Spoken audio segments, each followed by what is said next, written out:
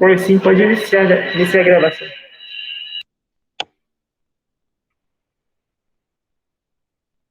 Quando quiser começar a exibir, tá bom, Vanderlei?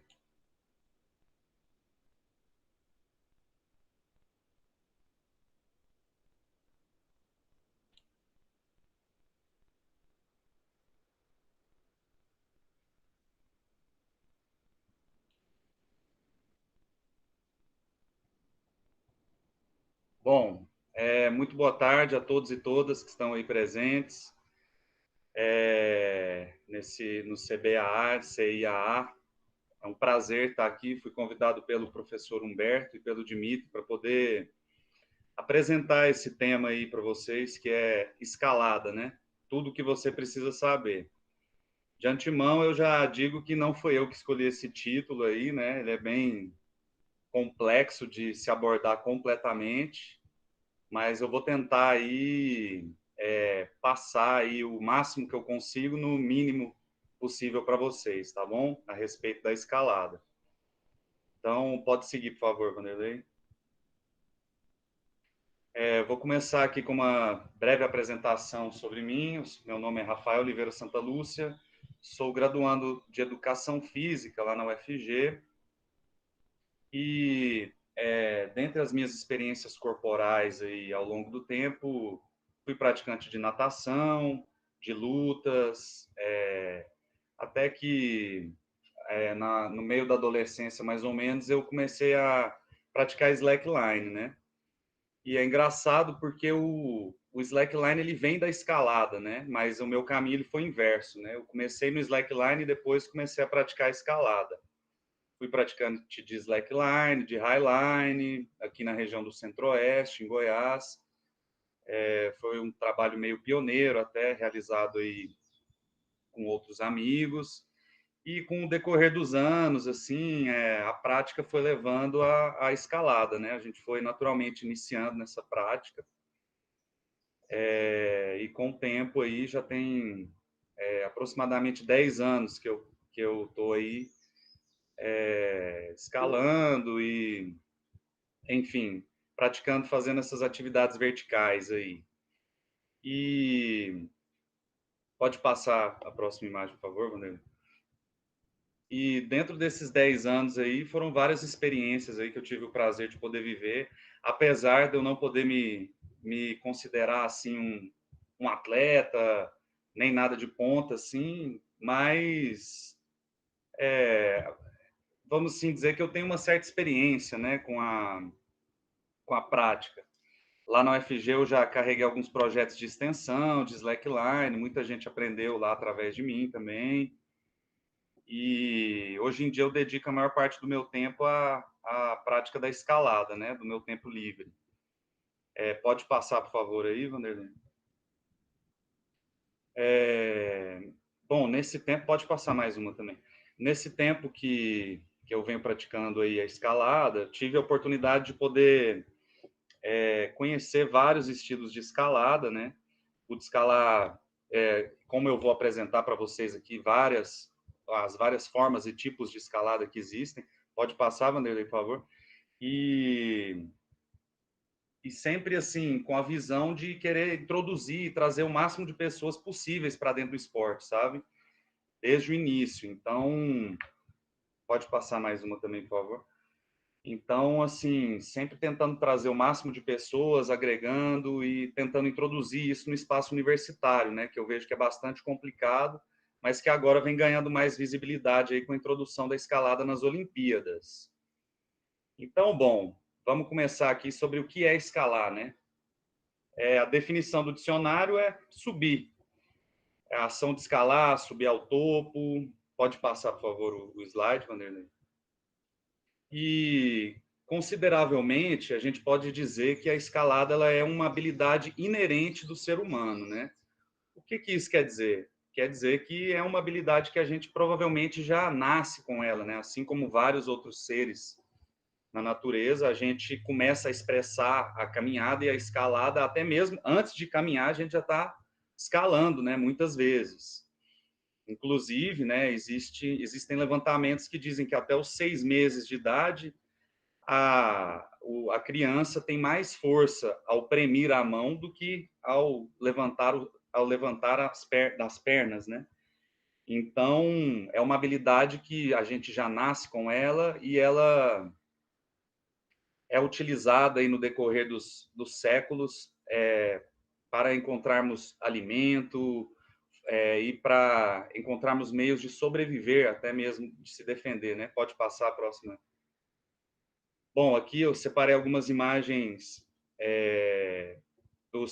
são os nativos, né? Pode ser um nativo subindo um coqueiro para trazer um coco, pode ser a atividade da escalada, ela pode ter diversos fins, né?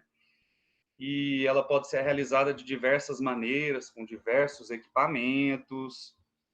Então, assim, tudo depende da finalidade e do porquê dessa escalada, né?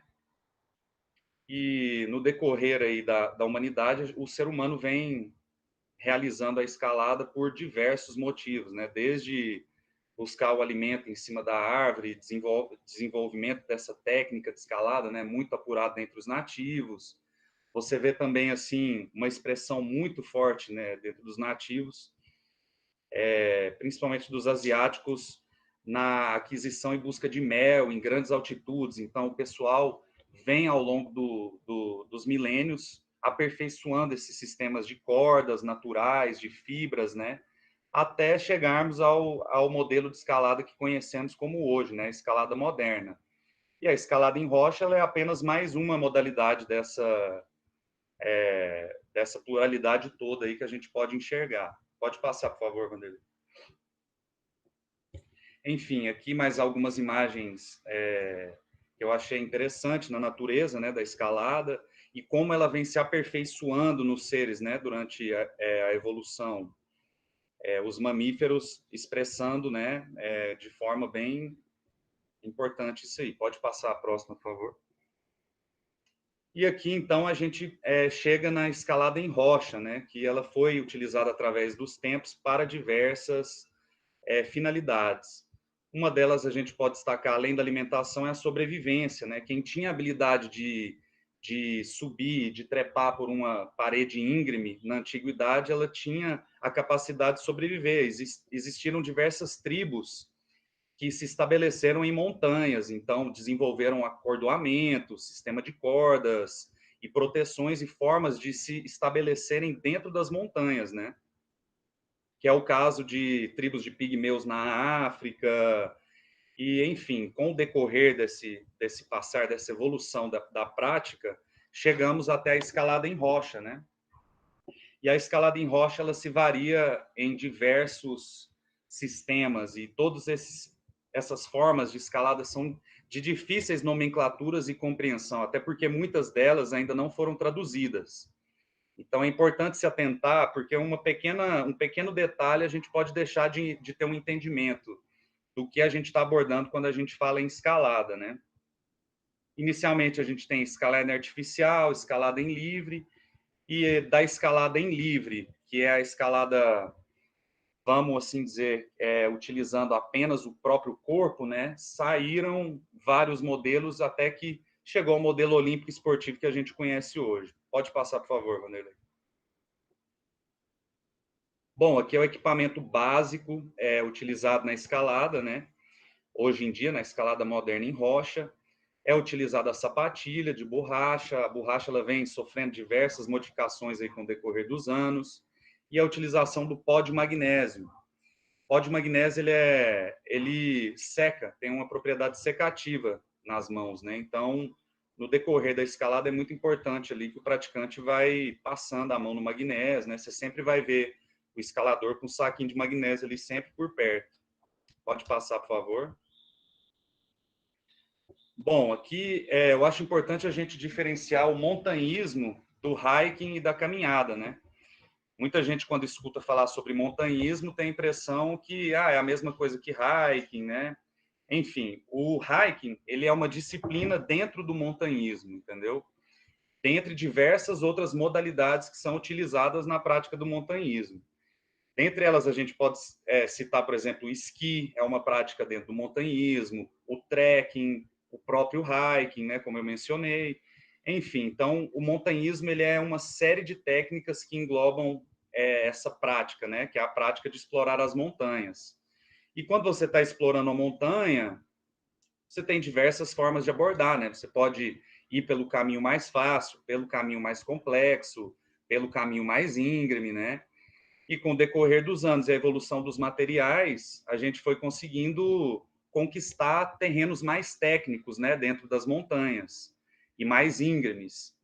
Então, essa divisão de graduação aí que vocês podem ver nos slides, ela foi utilizada por muito tempo e se divide da seguinte maneira: o primeiro grau seria o hiking, né, onde você em algum momento necessita caminhar, né, por um local onde hajam rochas e tal. O segundo grau é o momento que você começa já a utilizar as suas mãos, se apoiar. O terceiro grau começa a inclinar um pouco mais. A gente pode dizer que durante o terceiro grau você já é necessária ali a utilização de um equipamento de segurança, de corda, né, de proteção caso você caia. E no quinto grau, quarto, quinto grau para frente, a gente já pode dizer que é a escalada propriamente dita, né, a escalada em rocha, né, a partir do quinto grau, que é o terreno mais técnico, mais íngreme aí, que traz aí todos esses desafios aí que a maioria dos praticantes de escalada procuram.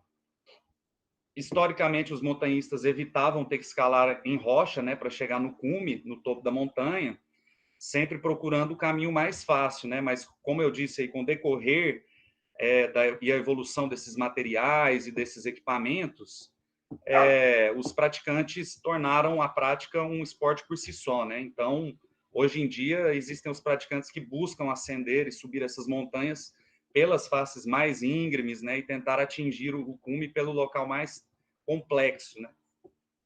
E mais técnico. E por muito tempo, a escalada em artificial é que foi o objetivo dos escaladores. Escalada em artificial eu vou explicar a seguir agora nos próximos slides. Pode passar. Bom, a escalada em artificial, vamos dizer que foi o primeiro momento da escalada, né? Eram utilizados grampos, pitons, equipamentos de ferro de diversas espessuras, tamanhos, pregos, para que fosse possível a ascensão da montanha, né? Então, o escalador ele não está se preocupando se ele vai deixar algum tipo de ferro, de sujeira ali, se ele vai furar desnecessariamente a montanha. No primeiro momento, o ser humano ele buscava apenas atingir o topo das montanhas. Então, não existia essa preocupação. Então, a escalada em artificial, ela é realizada com estribos, escadas de fitas, cordas, vale tudo para você chegar ao topo. Tudo. Você pode se puxar, você pode se prender com um parafuso na pedra e sentar ali e ficar descansando. Então, você pode subir da forma que você quiser. O que importa é chegar ao topo. Poucos praticantes na atualidade ainda mantêm escalando no estilo artificial, sendo mais assim quando as pessoas estão conquistando, abrindo um caminho pela montanha pela primeira vez, uma via. Pode passar, por gentileza, Vanderlei.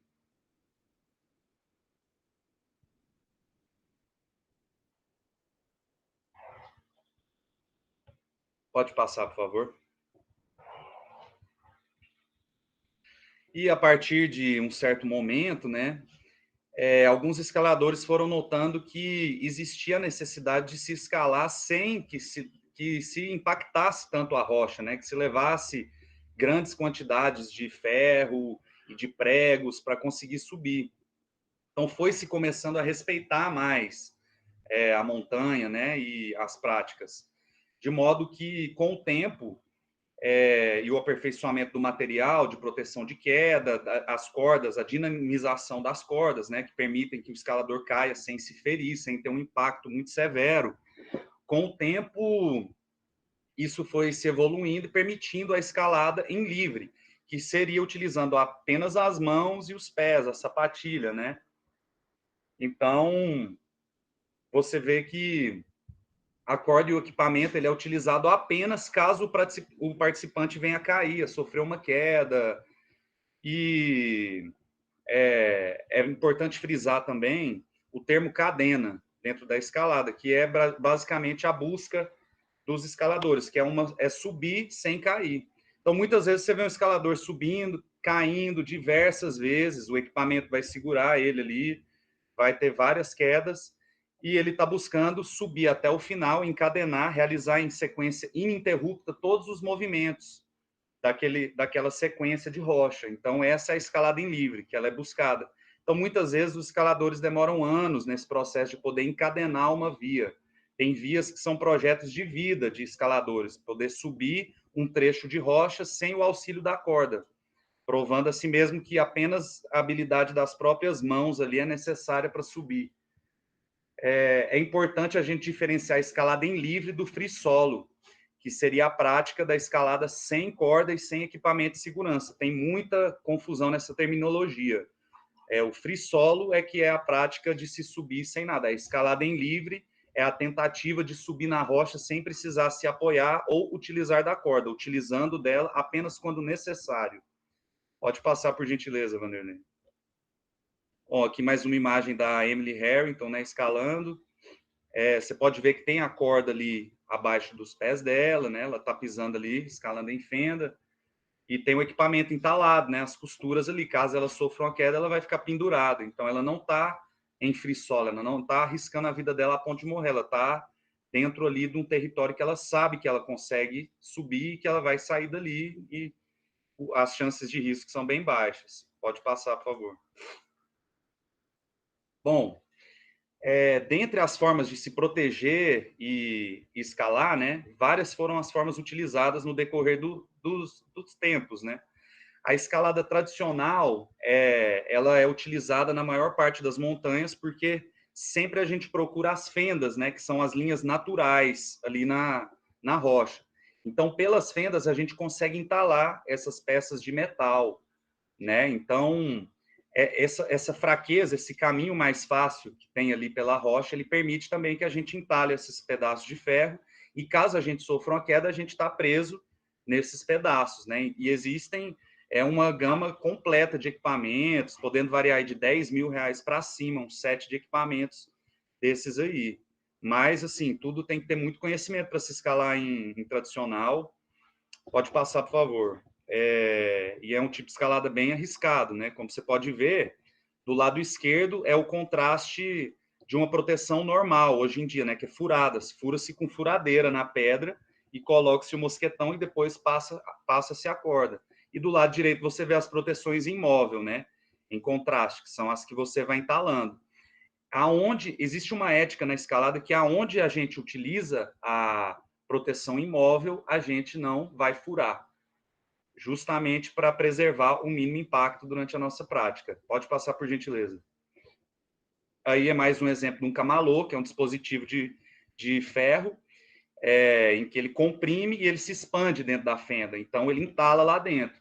Tem que ter curso, tem que ter muito conhecimento para poder manejar e saber mexer com esse tipo de equipamento, mas é completamente seguro a partir do momento que você tem o conhecimento e sabe aonde você está adentrando. Pode passar, por gentileza. Então, aí a gente entra nessa questão da ética, né, dentro da escalada, que é quando ou não você pode furar a pedra para poder subir ela, para poder conquistar esse cume, né, enfim. O primeiro passo e mais importante, na minha opinião, dentro da escalada, quando você vai escalar numa cidade ou algum outro lugar, quando você já é um praticante de escalada ou não, é você respeitar e consultar as regras e tradições locais. Isso inclui diversos, eu não coloquei aqui no slide, mas isso inclui diversos pequenos coisas que podem acontecer quando você vai escalar no local. Por exemplo, existem lugares que você vai escalar que não é bem vista a utilização da caixa de som, por exemplo, e muita gente leva. Então, muita gente pode estar tendo a atenção chamada por estar levando a caixa de som num lugar que não sabe, né? E as maiores restrições são quanto à grampeação das vias, né? Ou seja, existem alguns lugares que você não pode utilizar furadeira motorizada para furar a rocha, para poder se estabelecer seu caminho. Você tem que saber ali as éticas dos locais quanto ao distanciamento dessas proteções, a utilização do magnésio. Alguns lugares não permitem a utilização de magnésio. Alguns lugares são tão radicais que não permitem nem a utilização de sapatilha e nem de magnésio, para preservar a integridade da rocha, né, que são rochas sensíveis. Então, tudo isso aí a gente tem que saber, porque, por exemplo, Se você for escalar num local como a Patagônia e você infringir alguma lei dessa de ética, você pode responder criminalmente no estado. Então, não é só uma regra entre os escaladores, né? São regras que são leis nos parques e nessas áreas. Nunca perturbar áreas sensíveis do ponto de vista arqueológico ou ambiental, né? Isso aí, se existe ali algum tipo de valor arqueológico no local, a gente evita tá subindo, né, por aquele local. Se existe, por exemplo, se algum pássaro, uma águia fez um ninho naquela montanha, em determinado local, a gente avisa para a pessoa não estar indo lá, não estar subindo e encontrando e atrapalhando ali, né? Então é uma área sensível do ponto de vista ambiental. Nunca cavar ou colar agarras, né? Isso aí é uma questão ética muito discutida dentro da escalada, que é você jamais, por exemplo, bater com um parafuso na pedra para você fazer um local para você se agarrar. Isso não é permitido, entendeu? E nunca também pegar um pedaço de pedra e colar lá para facilitar o seu caminho para cima. Isso é bem entendido e bem aceito no mundo inteiro, essa questão de furar as agarras, né? E não é bem visto em nenhum lugar. É uma questão ética muito importante que permeia a escalada. E em alguns lugares, né, lugares como eu citei, que possuem fendas e que são propícios à escalada tradicional e não à escalada esportiva, você tem que utilizar as peças imóveis, né? Então você tem que saber realizar a escalada imóvel e não tentar fazer o seu caminho ali só porque você tem o equipamento e não às vezes você não sabe utilizar o equipamento e quer subir, né? E só porque você tem uma furadeira, você acha que você pode ir por qualquer caminho, né? Mas se tem uma fenda e a pedra propicia a utilização desse equipamento que você vai entalando e colocando, aí você consegue ir se protegendo. Pode passar. Escalada esportiva. Ao invés da utilização dessas peças de metais, né, para proteger em caso de queda, os escaladores vão furando a rocha e formando as vias, que são caminhos para se alcançar o topo. A escalada esportiva ela foi surgindo com a evolução dos equipamentos, entendeu? A evolução dos equipamentos, da corda, dos equipamentos de proteção, permitiu com que você conseguisse entrar num terreno mais técnico na rocha. Então, você consegue entrar num terreno mais íngreme, porque se você cair, você não vai sair ferido, entendeu? Então, geralmente aonde a gente vai grampeando e furando são nos locais onde a pedra é bem lisa mesmo, bem difícil, a partir do 6º grau, como eu mencionei os graus anteriormente, né? Geralmente ele não, a partir do 3º grau já tem, mas assim, a escalada, o 6º grau é que se inicia a escalada em via mais técnica mesmo, mais esportiva. Essas peças são furadas e deixadas no local, né? E para que os escaladores possam ir lá e focar na dificuldade da ascensão e não no perigo de cair, se machucar e de morrer. Então, esse desafio da dificuldade da escalada em livre, ele vai tá lá sem que você caia, igual na escalada tradicional, e corra o risco de, por exemplo, colocar uma peça de metal ali e que a colocação dela não tenha ficado muito bem colocada. Então, ela permite que você escale graus mais complexos e mais difíceis. Pode passar, por gentileza. Bom, aqui é só um gráfico de um escalador fazendo a segurança do outro e os pontos de escalada em livre de proteção. Então, você tem ali 1, 2, 3, 4, 5. O escalador que vai subindo, ele vai prendendo a corda e caso ele caia, ele se pendura e o contrapeso do parceiro dele ali está lá. A escalada, ela sempre é feita em dupla, né?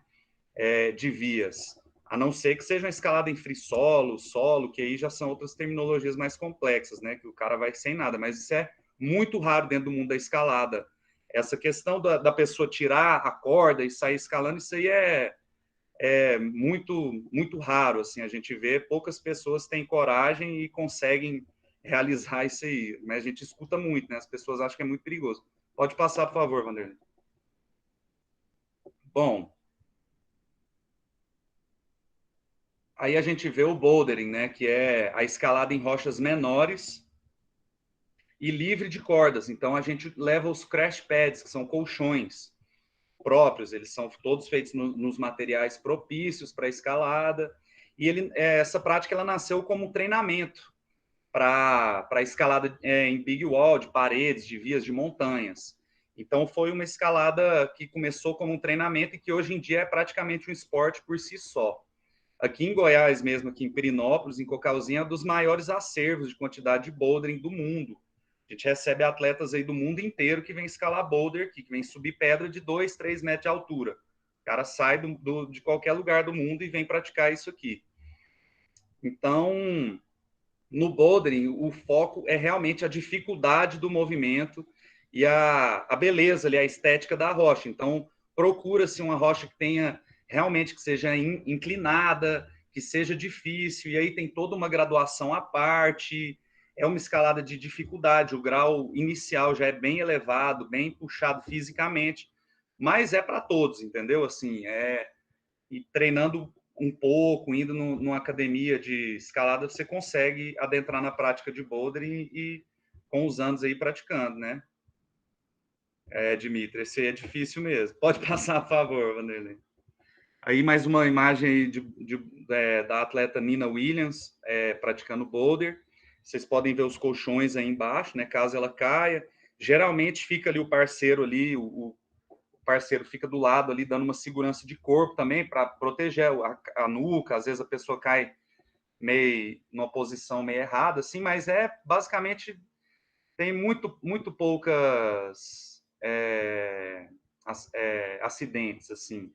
Na verdade, sempre tem um acidente assim ou outro, mas nada muito grave, torções e outras lesões comuns a várias outras práticas esportivas. Pode passar, por favor. Bom, aqui é só mais um tipo de escalada, né? Porque esses que eu mencionei são alguns, né? E dentro da escalada são infinitos os estilos e formas que os escaladores encontram para poder ultrapassar esse terreno, né? E subir. Então, a escalada em gelo é uma dessas formas, né? Aí utiliza-se esses ganchos, né? E tudo mais. E é mais uma das técnicas do montanhismo, né? Uma variação da escalada.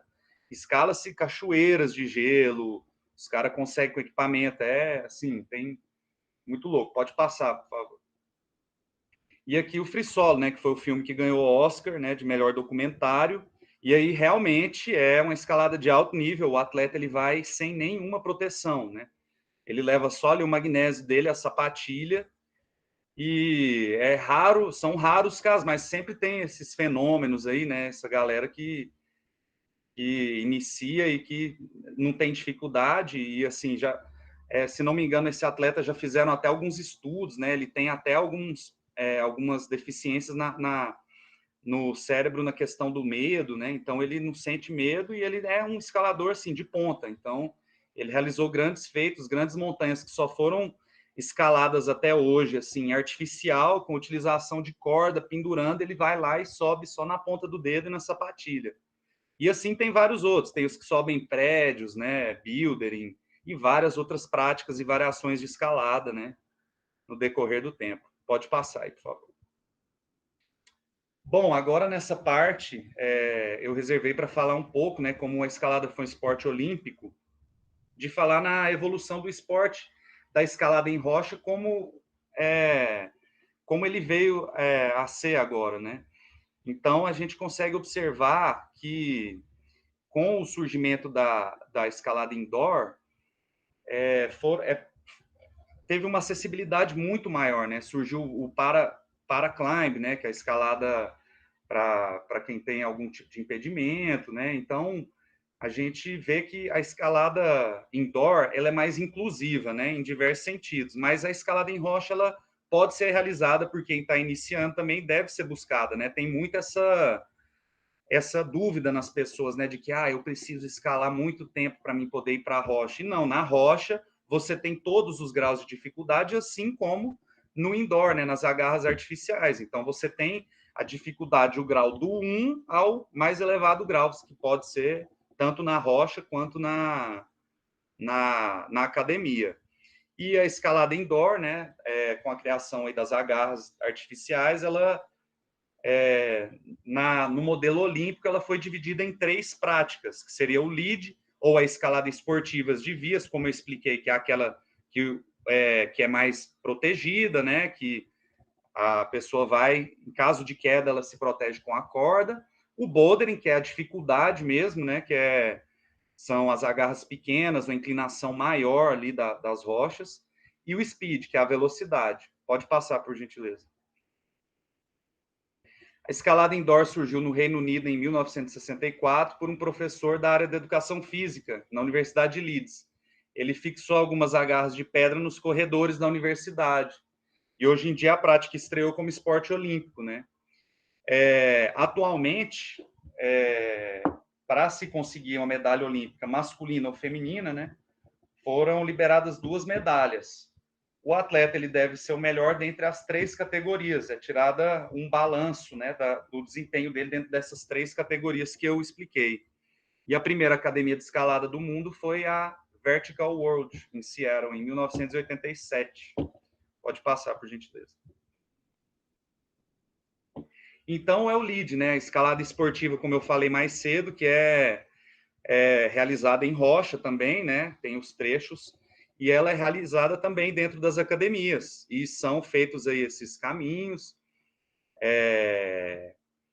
E o objetivo dentro da competição do lead é chegar o mais alto possível. Geralmente, os route setters, que são responsáveis por fazerem esses caminhos e prenderem essas agarras, eles fazem as vias da forma mais difícil possível, para que o atleta não consiga nem chegar no topo, mas quando chega, vence quem chegar mais rápido.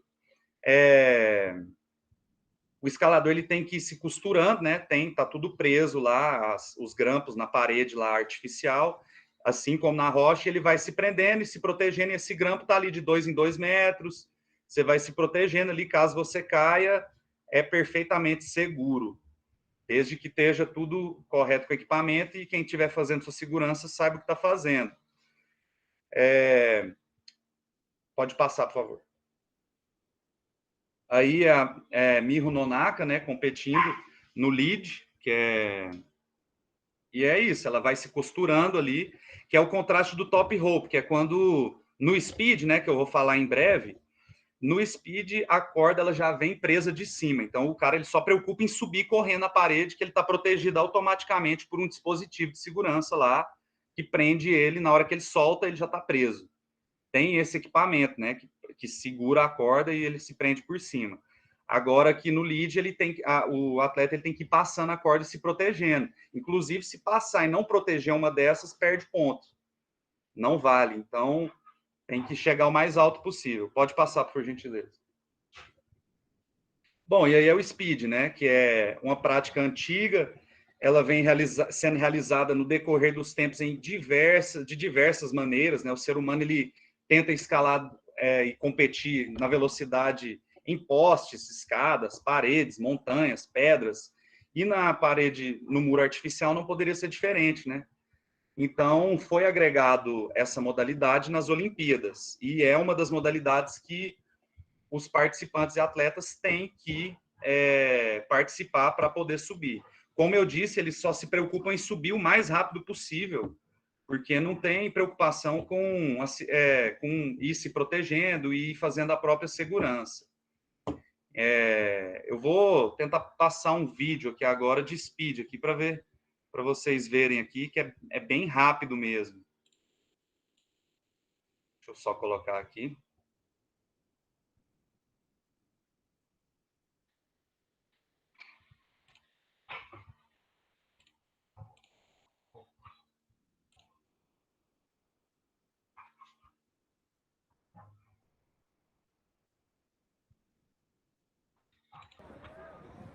At your mark.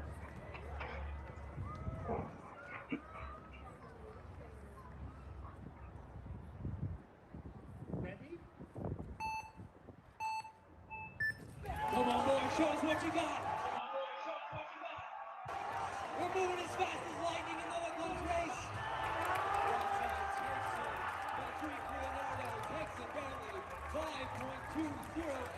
Bom, esse aí deu certo aí, todo mundo conseguiu ver certinho como é que foi. Esse aí é o speed. E pode voltar a transmissão, Vanderlei, por favor, quando possível. E o speed, ele é... o Humberto está falando que é 1.500 calorias em 6 segundos. Então, realmente é o esporte, eles estavam, eu lembro que até na Olimpíada eles estavam dizendo que é o esporte mais, são os atletas mais rápidos da Olimpíada, né? Batendo até a velocidade dos atletas de 100 metros, né? Mas no caso do speed são apenas 15 metros, né, para cima. Pode passar o próximo slide. A corda ela só segura na hora que o participante solta, lá em cima. Como eu disse, esse é o top rope, né? A corda ela vem de cima, ele não precisa se preocupar em ir se protegendo, como é no lead, na escalada esportiva. Os lados, ambos os lados são espelhados, o muro da escalada ele é padronizado mundialmente. Aqui no Brasil, se não me engano, o único lugar que a gente tem um muro de speed é em Curitiba. Então, assim, para o Brasil é bem complexo a gente poder entrar aí nessa. Recorde masculino de 5,2 segundos e feminino de 6,8 foi na última Olimpíada. Pode passar, por favor. Pode voltar um slide, que existe uma controvérsia muito grande aí que permeia o speed, né? Que é o seguinte: os atletas de ponta da escalada em rocha, que estão aí praticando há muitos anos, eles, quando surgiu a Olimpíada, eles foram convidados a participar, porém, nenhum deles jamais treinou speed na vida. Então, assim, para um atleta de escalada que está aí há mais de 30 anos, o speed é uma coisa de 5 anos para cá, de 5, 6 anos para cá.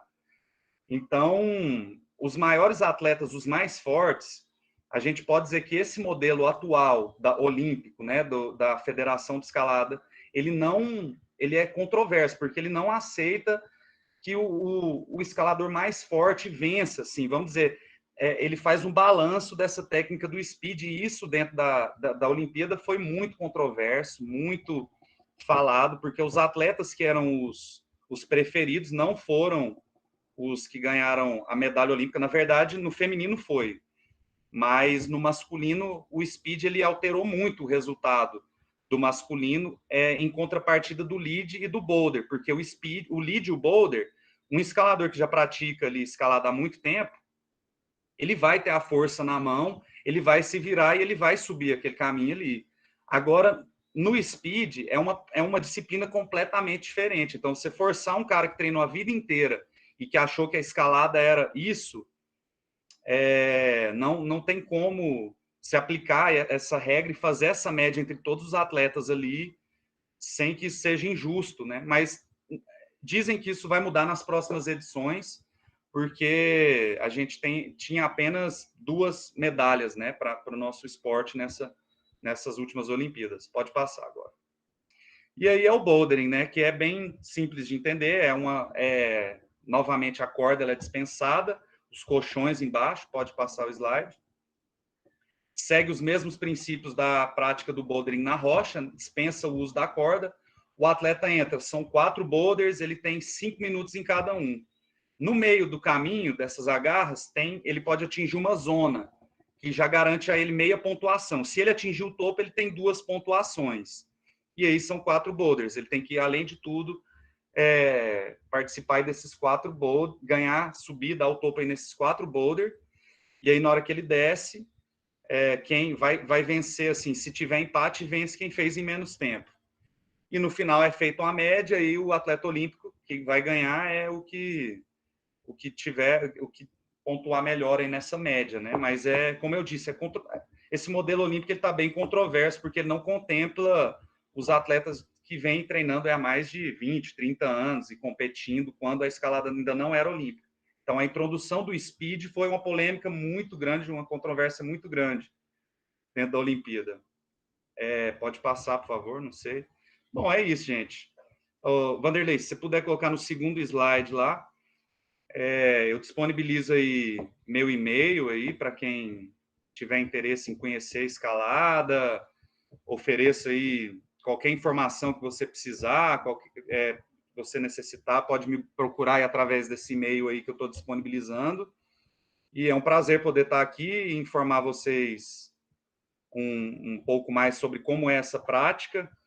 Espero poder ter aberto um pouco assim a cabeça de vocês sobre como são as modalidades, né? Porque é bem complexo, bem específicos, são várias nomenclaturas e, como eu disse, nem a maioria delas não é traduzida ainda, né? A escalada é bem, apesar de ser um esporte antigo, no nosso país ele é bem recente, então tudo isso está acontecendo nesse momento. E eu abro aí o espaço agora para quem quiser tiver alguma pergunta, e eu vi que alguém perguntou sobre cheat tube mais cedo, pode ficar à vontade, tá bom? Muito obrigado.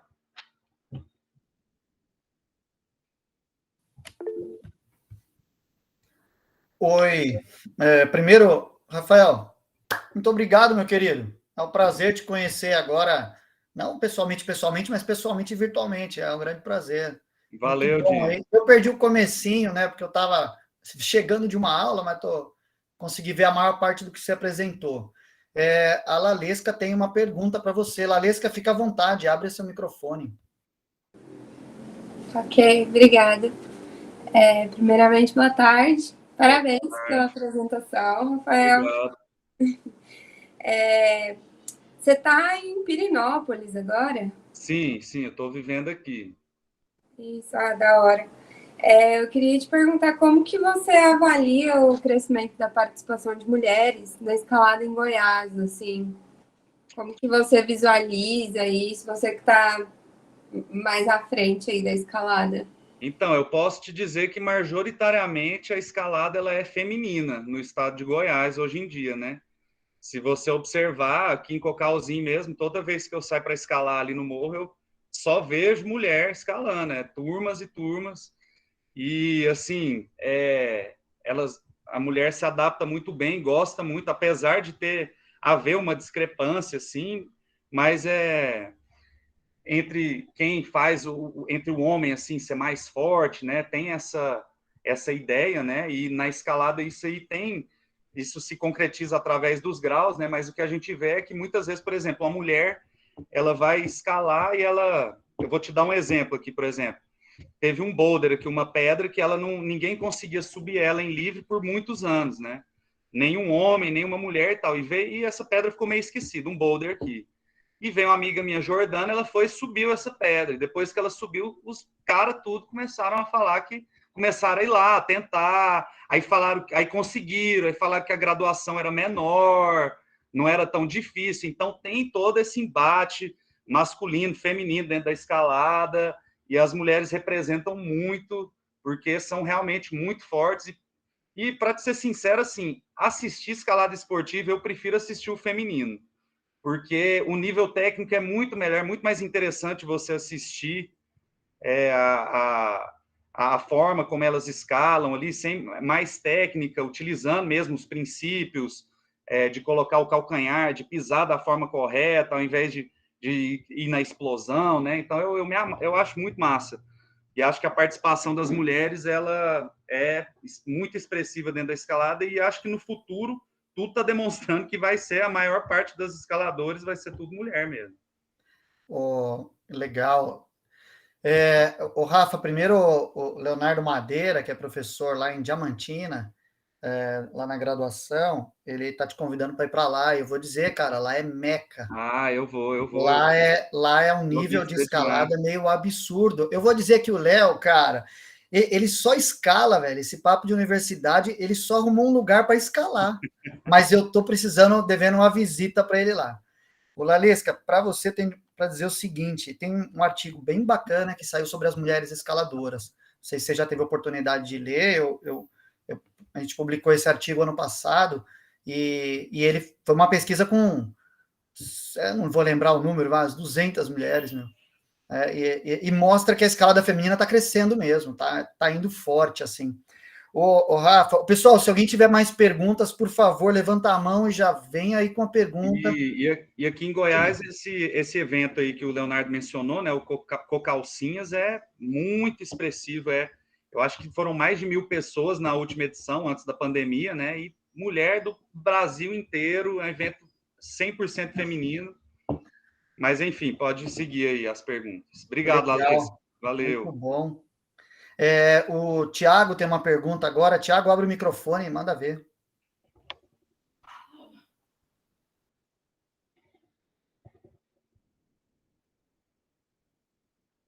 Tiago, tá aí? Achei que ele tinha uma pergunta. Ele levantou a mão ali, mas às vezes deu É, alguma coisa. às E a vezes. Érica, será? Humberto?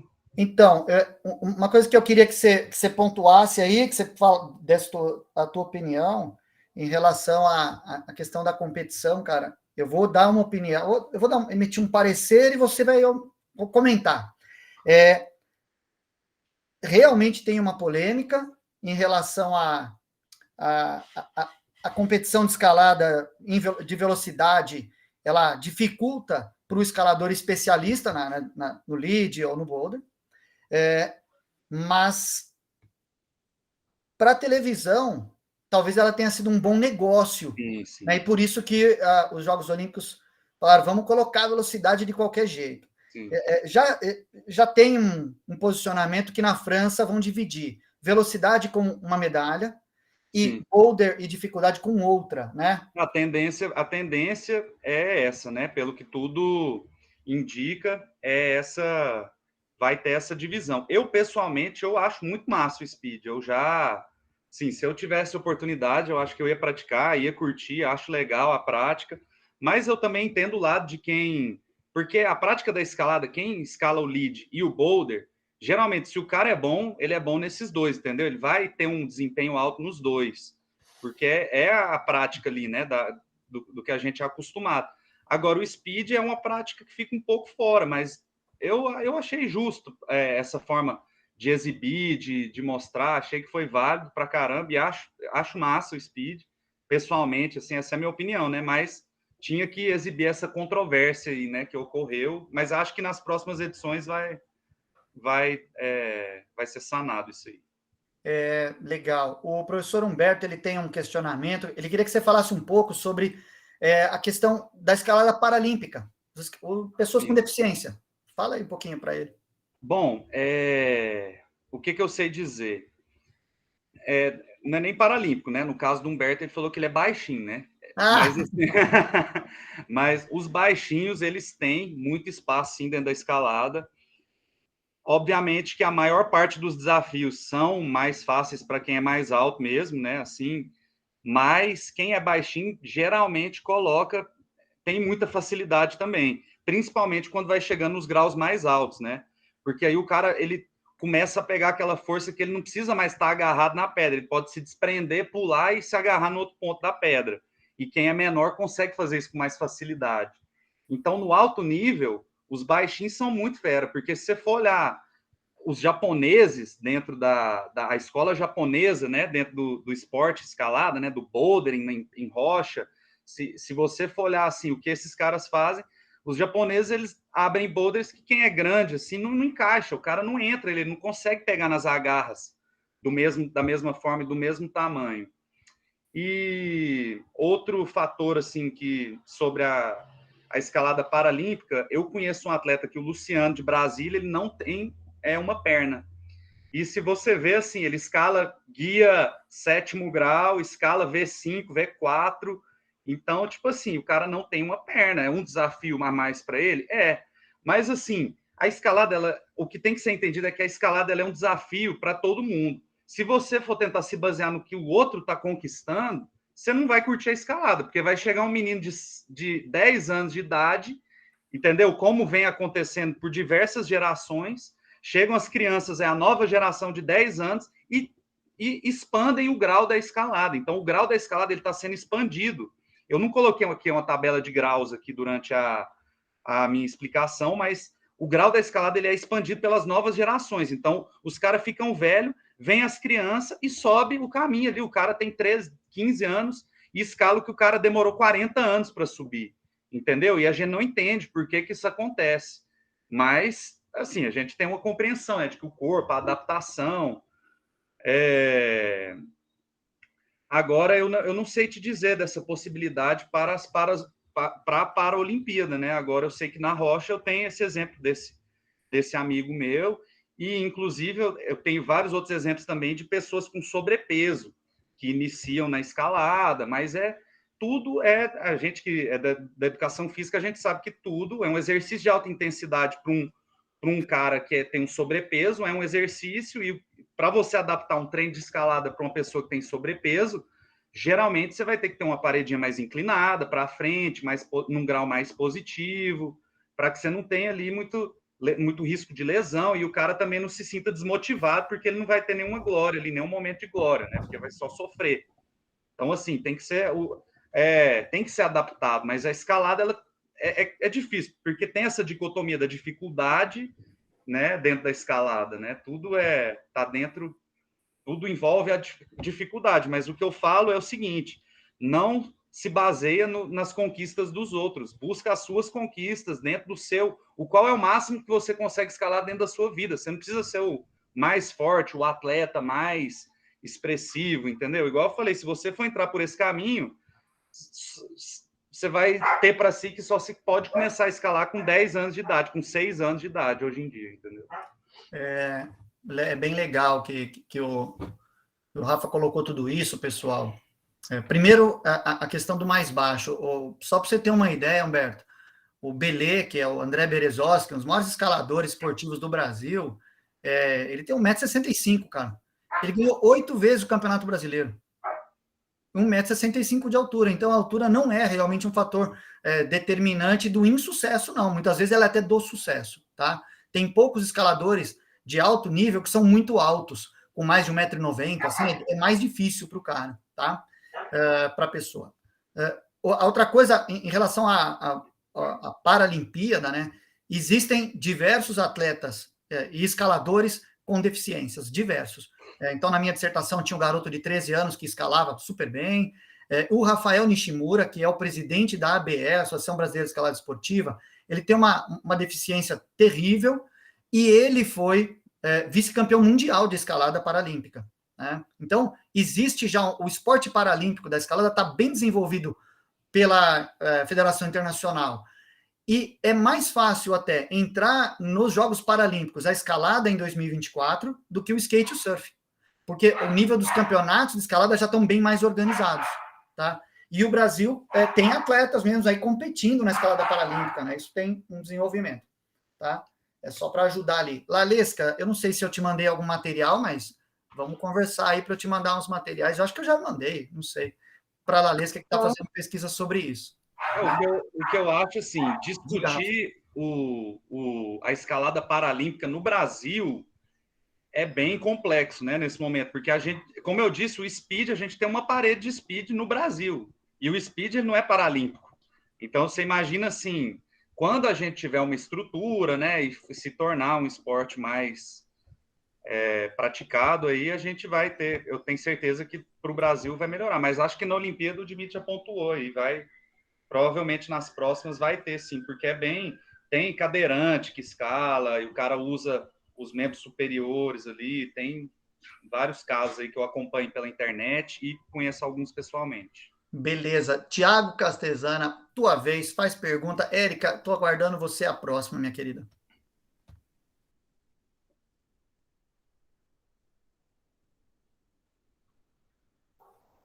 Tiago, abre seu microfone, é tua última chance, Tiagão.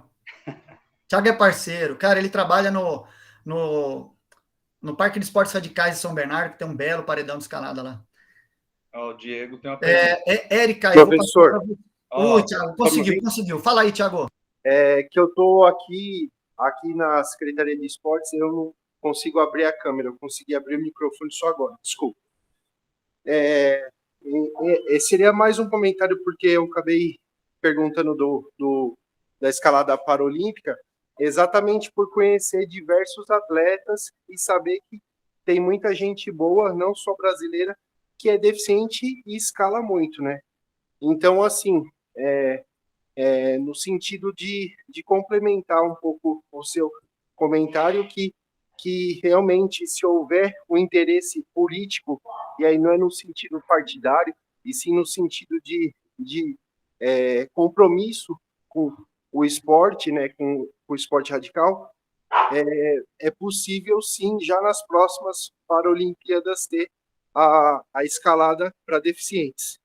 E assim, seria muito interessante usar, de repente, a título de exemplo, a própria estrutura que a gente tem aqui em São Bernardo, para montar equipes de competição, de treinamento, centro de treinamento, e fazer a coisa funcionar. Enfim, desculpa aí o jeito Não, ótimo, um pouco ótimo, Thiago. atabalhoado, mas é porque a gente, você sabe, Dimitri, a correria que é.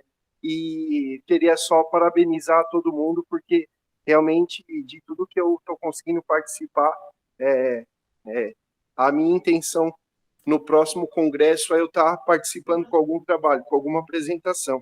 De repente, usar até o CT de BNX aqui, que você sabe que a gente está colocando ele para andar como um dos casos de excelência no esporte. Beleza, muito obrigado. Érica, pode pôr seu pequeno para escalar aqui com a gente. Fala com a gente, Érica. Gente, essa história de escalar, realmente, Rafael, é verdade, porque ele me escalava antes de estar engatinhando. Agora ele engatinha, está tentando ficar em pé já, mas ele faz isso. Daí eu queria parabenizar pela apresentação também, achei maravilhosa. Professor Dimitri, o professor Juliano tem um trabalho, foi feito com a Mariana Ueda, que foi feita uma escalada com deficientes visuais aqui do colégio que tem dentro da UEM. Então, eu tenho você no Facebook, eu vou tentar ver se eu ainda tenho trabalho que eu sou coautora, né? Eu vou ver se eu ainda tenho no notebook, porque eu troquei de notebook em 2018, nós fizemos um trabalho em 2017. Né? Então, eu vou ver se eu consigo. E Lalesca, tem um trabalho também que é da Alessandra Fernandes, de dissertação de mestrado, com o Juliano, mas é com o parkour, mas fala da questão feminina, entendeu? As meninas praticantes de parkour. Então, às vezes, né, alguma coisinha ali ajuda. Ó, o João quer falar também. Põe ele para escalar, Érica. Vai deixando ele subir os móveis aí, que é o começo, é por aí mesmo. Tá bom? Ele já está passando de uma parte do berço para o outro em pé sozinho, tá? Já está no caminho certo. Está no caminho certo. Obrigado, Érica. Valeu! Diego, é sua vez. Fala, galera, beleza? Muito boa apresentação. Sou escalador aqui em Diamantina, junto com o Léo, né? O Léo é professor e parceiro nosso. E o convite está feito, viu? Podem vir para cá e tal. A empresa Júnior nossa está de porta aberta. Eu tenho uma dúvida. Enquanto escalador, né? Eu tenho o curso básico de escalada, que fiz inclusive com o Léo. E estou buscando alguns outros cursos para especializar um pouco mais e graduar. E aí eu queria saber de vocês, o que vocês indicam de curso, o que é mais importante fazer primeiro, qual que é o segundo passo, terceiro passo, onde fazer, coisas desse tipo. Diego, eu acho que tudo depende de qual o seu foco dentro da escalada, né? Se você está buscando aí ascensão de montanha, de parede, né, e tudo mais, tem diversas escolas, a própria, não sei se você já ouviu falar da FEMERGE, tem os guias certificados que dão os cursos, eu sei que os cursos deles são bem feras mesmo, bem completos, abordam escalada tradicional, escalada imóvel, artificial, né, que são técnicas mais complexas aí para você que fez um curso básico, né. Eu sei esse pessoal da FEMERGE e, assim, tem vários atletas, né? Todo local tem atletas qualificados. Se você me fala aí onde você está, em Minas, aí eu vou ter alguém para te indicar, aqui em Goiás também. Mas eu sei que, assim, essa galera da FEMERGE, se o seu intuito é fazer curso, é bem interessante entrar em contato com eles, assim, porque eles têm uns guias bem qualificados para te levar e te ensinar muita coisa com segurança em muito lugar. E eu sei que eles têm uma seleção assim bem estrita, eles são bem fechados, assim. Então, realmente, para seguir ali deles, você tem que ter muita experiência. Então, você pode procurar a FEMERGE ou, se quiser me mandar um e-mail aí, a gente encontra aí. Mas te aconselho isso, procurar algum curso de escalada avançada, escalada em tradicional, utilização de peça móvel, artificial, se você for ascensão em artificial, se você tiver interesse em subir grandes paredes, grandes montanhas. Te aconselho também cursos de resgate em áreas remotas, em terrenos verticais, é interessante. Curso de auto-resgate em áreas remotas, em terrenos verticais, também tem. Se não me engano, na Pedra do Baú tem muito esses cursos lá, o Dimitri deve saber quem que dá esses cursos lá com mais frequência. Mas todo curso que você fizer na escalada você só está agregando, porque está sempre aprendendo uma coisa nova. Você pode achar que você sabe tudo, você vai aprender um nozinho ali, uma coisa que vai te facilitar, que vai acelerar seu tempo, que vai melhorar sua segurança. Então, vale a pena, se tiver possibilidade e como ir atrás, de procurar os melhores cursos, com certeza. Muito bem. Se quiser, depois manda contato também, Diego, eu te ajudo aí a achar isso. Mas agora, pessoal, a gente está com o tempo nosso esgotado. Eu tenho uma última perguntinha do Léo para o Rafa, e a gente vai agradecendo muito para o Rafa, e ele vai depois responder e vai fazer a consideração final dele. Ô, Rafa, o que o Léo pergunta para você, cara, como é que está a parte de organização, de federação da escalada em Goiás? Então, em Goiás, a gente tem a AESP, né, que é a Associação de Escalada da Serra dos Pirineus, que atualmente ela está sendo a associação mais expressiva dentro do estado, né? A gente tem no Planalto Central, em Brasília, a AEP, que é a Associação de Escalada do Planalto Central, se não me engano, é esse o nome, e ambas são bastante expressivas no sentido de realizar manutenção de vias, dentro, cada uma agindo em determinado local, né? Aqui eu faço parte da Associação da Serra dos Pirineus. Então, é uma associação relativamente nova, a gente está tentando, porque aqui no Morro dos Pirineus, eu não sei se vocês estão cientes aí, galera de Diamantina, que está sendo bem restrito o nosso acesso ao parque, né? A gente não está conseguindo acesso a todas as áreas que a gente tinha durante a madrugada. Então, a gente está enfrentando aí vários percalços aí que a galera vai enfrentando em vários lugares do Brasil e do mundo aí para poder escalar, né? Então, a associação ela está atuando de forma bem ativa, assim, tanto entrando em contato com proprietários de terras, onde é realizado, por exemplo, tem o Morro do Macaco aqui, que a gente realiza escalada esportiva lá, e que durante a pandemia o acesso estava restrito, aí quando foi dando uma aliviada nos procedimentos de contenção do Covid, aí a gente foi entrando em contato com eles, conseguindo acesso, a gente atua também na frente aí no combate a incêndio, auxílio para tentar montar parede de escalada para criança, para quem não conhece aqui na cidade. Então, é bem ativo a nossa associação aqui, a AESP Pirineu. Você pode encontrar aí no Instagram, eu vou deixar aqui o link aqui embaixo. Muito bem, turma. Eu primeiro agradeço mais uma vez ao Rafael, gostei muito também da fala dele, da palestra dele, tanto quanto todos vocês. E convido todo mundo, o professor Humberto já deixou o link ali, para que vocês já entrem imediata já no nosso concurso de fotografias, que vai começar agora, tá bom? O link do concurso de fotografias o professor já colocou aqui, tá bom? O professor Inácio acabou de colocar aqui o nosso link. Eu vou colocar mais uma vez para ninguém esquecer, e a gente vai ver agora as fotos, tá bom? Da galera que enviou para a gente no concurso já tradicional do CBA. Rafael, mais uma vez, muito obrigado. Eu espero que a gente se encontre para uma escalada, meu parceiro. Estou te esperando muito bom aqui. te conhecer. Estou te esperando aqui. Muito obrigado também. Vou te acionar quando eu for ir. E o Léo também. Com certeza, pode. Chegou por aqui, tamo junto. Galera aí de Diamantina, Humberto. Vamos abrir todo mundo a câmera só para uma fotinha final aqui para nossa divulgação. Valeu todo mundo, Diegão. Todo mundo, alegria, galera. Aqui, moleque. Aí, Léozinho, abre a câmera, Léo. O Léo não tem câmera lá em Minas, né? Lá em Minas, a Diamantina, a câmera não chegou ainda, Léo. Ah lá, o Léo, moleque. Valeu, turma. Obrigado, viu? Valeu. Tchau para todos. Daqui a pouco a gente se vê. Valeu, tchau, tchau.